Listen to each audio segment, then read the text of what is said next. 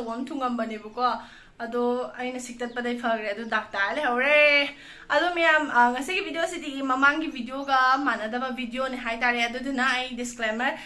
haijaram ge habdi sigi video si yengbiraba matungda comment ta thina nga ka daba hainaroi daba yaurgadi dum yengbiranu hai tare ado video se yengo matungda bet comment pira adi na sana na tholitabagi ne do dum khangjar ko aduni sine hainaroi daba ordi yengbigano haina aina video se hodringai da haijaram isine adudi video se horsi ado me video je kesu ka haina luba video de na te ko kaino ne ba maroina especially for nupi le sabi mapuka adum kangba noiba dugumba duduga akhoi gi mau ko delivery loira ba habdi angang una loira kana puk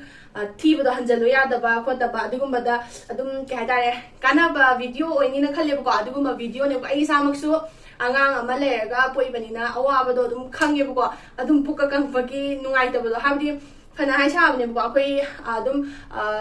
film kumbi film star gum mangna tabani na khoi jo pukum do ke shuka hena care la hodre ba ko hajik sam ninga makta ba hai tare ne ko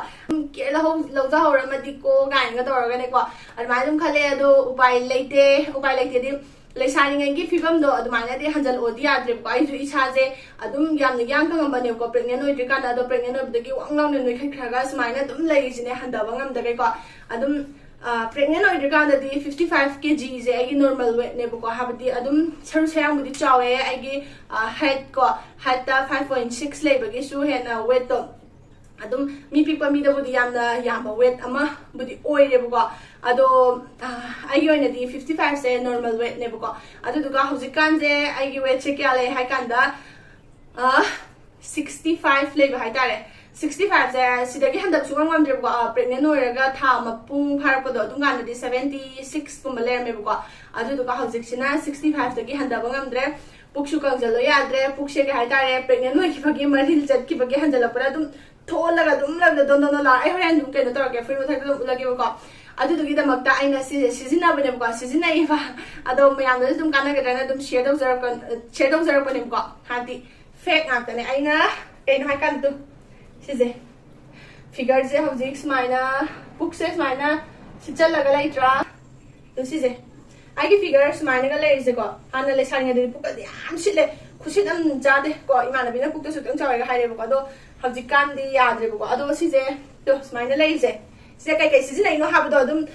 me am dum share do jar ke do ko dum kana ga khan hai ta ai hojik book to ai book se hojik ai ke no ma season ai ba manung da ke no ma phari ba ko adum season ai je ko si season da kan da chuai mo pura pregnant ba mi ga dum ma dai ba ko ado ai book se to hojik smile lai dia do figure je smile dum sang ga tar ka si kai season ai do kai season ai no do dum ula ke ado ai na si season ba maram je dum hai gre ko hab de ai ju chahi ju no ri ado do ga book ka de thon ga la kang ba do yamna nungai da ba ma phaw ado ai dong na ni ko du pi myam pien da ba dum lai ram ga ni ha se ai khang ye ba ko ai sada thopani na khangje ba habdi adum oining na oi ba na de na ko pukse pangna ha na fibam da ha de shun ai ar ko habdi koi film star mo more yam na kier ga lor ga adum gai ta re ge tai na ko da na pushit na ko na exercise to da na ko da na myam dom de na ko ado akoi ding ngam de na ko atu gi da mag tai na video se sem bani ado cases na no ai gi asing ba puk hai ta re si pha da bi da ko manung gi je phazan da bi da ko ai ulake ba ko adum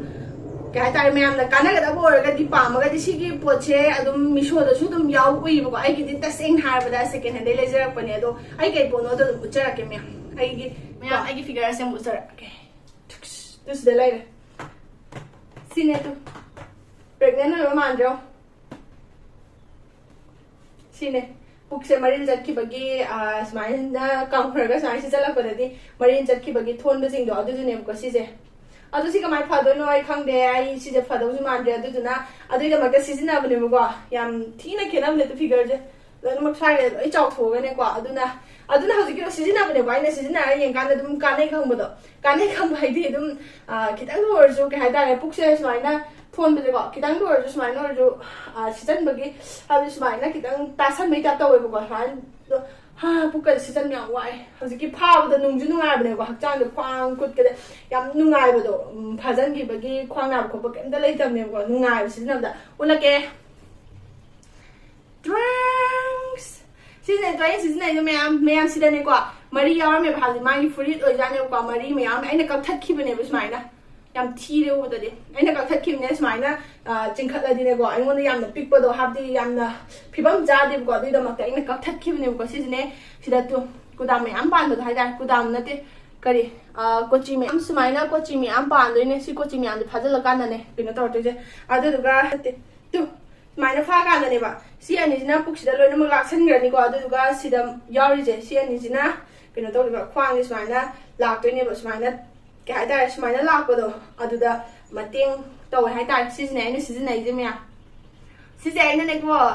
ꯀꯩꯅꯣꯅꯦꯕ ꯕꯖꯥꯔ ꯆꯠꯄꯗ ꯀꯩ ꯍꯥꯏꯇꯥꯔꯦ ꯁꯦꯀꯦꯟ ꯍꯦꯟꯗ ꯌꯣꯜ ꯂꯩꯔꯝꯕ ꯍꯥꯏꯇꯥꯔꯦ ꯁꯦꯀꯦꯟ ꯍꯦꯟꯗꯒꯤ ꯂꯨꯄꯥ 50 ꯄꯤꯔꯒ ꯂꯩꯔꯛꯈꯤꯕꯅꯦ sini ado miso kumai mazang bada ju dum pabu ya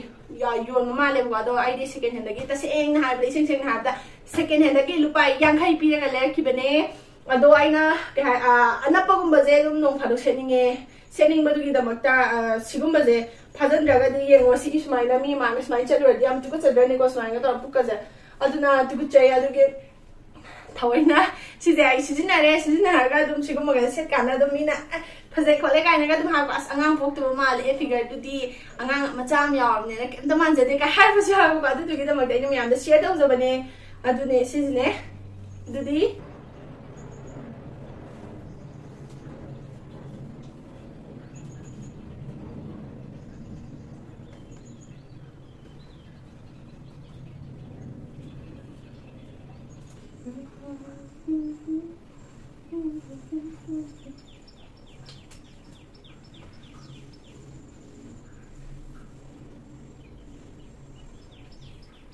Mayam hujiki figure ani dune dum kena de dum comment dum haibiramo ba dum mayam na pambi ta dum miso da ti yaw bane dum tv yo ai maming do kaure maming do dum sai dum tholamage tire ko ado photo gum dum tholam ge ba ko adune dum kai tare puk to thole ado pukange hanjalo ya de gaina wa ba to bi ne bi myam ai dawle sigam artificial myam de si na puyam yam laga dum kesu kai de na tra adum surgery ga taw de sor pudi sina fatra ne ko aduna mayam video se kana de dum comment dum haibiramo mayam na semani ba video le ga so comment dum haibiramo suggest obiramo comment do adu di video se lo se